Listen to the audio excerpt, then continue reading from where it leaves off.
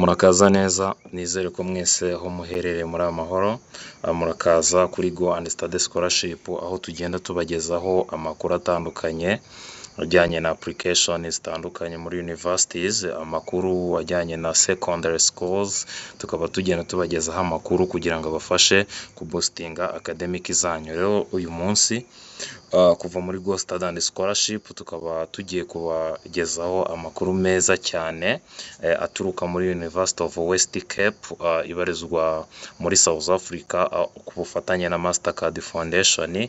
Hano ikaba yatanze amahirwe ku bantu batandukanye, cyane cyane abantu batsinze neza aho baherereye ku isi.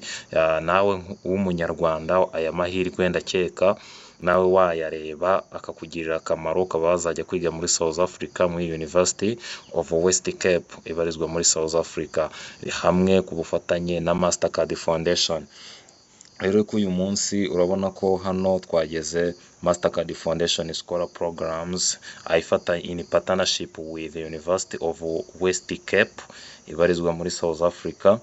Ikaba yazanye amahirwe ku bantu bashoje uyu mwaka bafite amanota meza, ikaba yaratanze amahirwe kugira ngo bazajye kwiga muri academic year ya 2026. University of West Cape is implementing partners with the Mastercard Foundation. Hano ikaba yazanye amahirwe ku bantu bose, cyane cyane icyo bita young people, abantu abakiri bato, young Africans, abantu bashaka kuzagera ku nzozi zabo. Hano ikaba yazanye amahirwe kugira ngo umuntu uzakora application neza azabashe kwiga muri South Africa. Hano hakaba hari eligible criteria, hari ibyo usaba kuba wujuje, ariko hano hari general conditions awarded, hari ibintu uhabwa iyo umaze gufatwa cyangwa umaze kwakirwa muri University of West Cape. Ikintu cya mbere ni housing, baguhereza icumbi ndetse bakaguhereza ibigufasha mu buryo bw'ubuvuzi, bakaguhereza laptop ndetse bakaguhereza n'icyo bita allowance, study materials allowance, ibyo wifashisha mu gihe cy'amasomo yawe, ndetse bakagufasha no mu bundi buryo butandukanye ariko binyuze muri Mastercard Foundation. Iyi ni kaminuza nziza ushobora kuba wajya kwigamo muri South Africa. Rero hano hakaba hari uburyo ushobora kuba wakwifashisha nk'umuntu uri undergraduate. Hano hari aba undergraduate, hano hari amashami runaka bagaragaje y'abantu bazaza kwiga muri South Africa. Irya mbere ni Arts and Humanities, abantu bize history, bize geography, bize amasomo ajyanye na humanities bashobora kuba bajya kwiga muri South Africa. Economics and Management Sciences, iryo ngiryo akaba ari n'irindi shami risangwa muri iyo kaminuza. Irindi ni Education, Mathematics and Science Foundation Phase, hano ku bantu bize imibare ndetse na science bashaka kwiga uburezi bashobora kuba bajya kwiga muri University bita West Cape.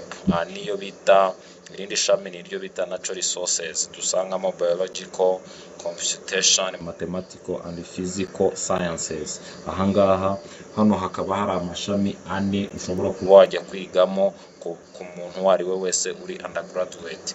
Rero hano hari uburyo ushobora kuapplyinga unyuze kuri online. Hano hari icyo bita application process. Hano hari application process ushobora kuba wakwifashisha.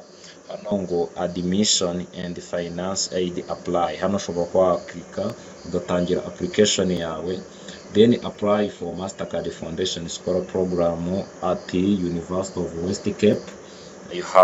Once you have successful submitting, you must submitting application yawe, hari ibindi bihita bikurikiraho, barabanza bakayicekinga none bakaza guhamagara after.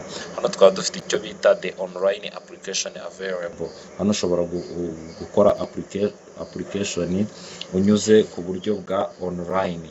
Hano niho ushobora kugenda wuzuza criterias yawe n'ibindi bintu bitandukanye, then ukaba wagira ute, ukaba wabasha kujya kwiga muri West Cape University dusanga muri South Africa.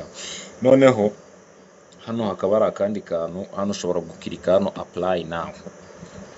Iyo ushoje gukirika apply now, uraza hano ahantu handitse apply for admission. click here application guide. Hano baguhereza ibintu bishobora kuba byakuyobora kugira ngo ukomeze application yawe mu buryo bworoshye. Hano apply for 2026, hano ukirikaho. Hano urabona tugeze kuri form ushobora kuba wakwifashisha kugira ngo ukore application yawe. No application fee is payable. Hano nta mafaranga yo gukora application wakwa, university ntabwo irimo kuyaka. Hano ya application fee nayita amafaranga yo kwiyandikisha cyangwa yo kwibaruza kuri kaminuza, ntabwo bajya bayaka. Niba ari ku nshuro yawe ya mbere, if you are applying for the first time, uzakirika hano new application. Niba wari warakoze application, hano uzaza aha hantu handitse ngo edit application. Noneho hano niba ushaka gucekinga application status yawe, uzaza uklike hano kuri application status.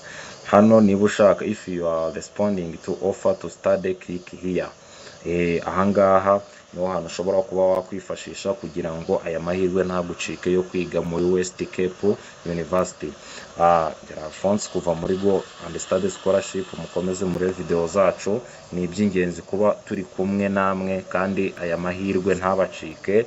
Ahari hose twiyemeje kuzajya tubagezaho amakuru azajya bafasha kuba mwakwacivinga cyangwa mwagera ku nzozi zanyu. Murakoze cyane. Mwareba andi ma video akurikira kuri Go and Study Scholarship YouTube channel. Murakoze.